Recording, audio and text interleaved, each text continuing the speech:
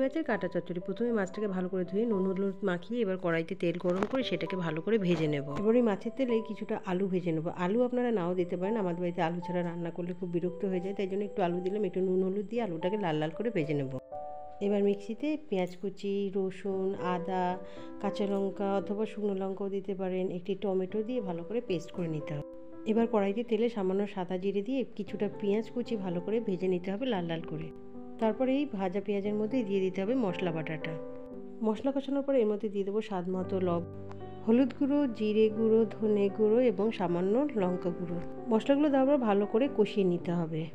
এবার এর মধ্যে দিয়ে দেবো ভেজে রাখা আলুগুলো, এটা দিয়েও ভালো করে নাড়াচাড়া দিতে হবে। তারপর দিয়ে দেবো সামান্য মশলার যে জলটা ছিল। এবার এইভাবে ভালো করে কষানোর পর এবার দিয়ে দেবো সামান্য গরম জল আলুটা সেদ্ধ হওয়া। আলুটা সেদ্ধ হয়ে গেলে দিয়ে দেবো এবার ভেজে রাখা ভেটকি মাছের টুকরোগুলো।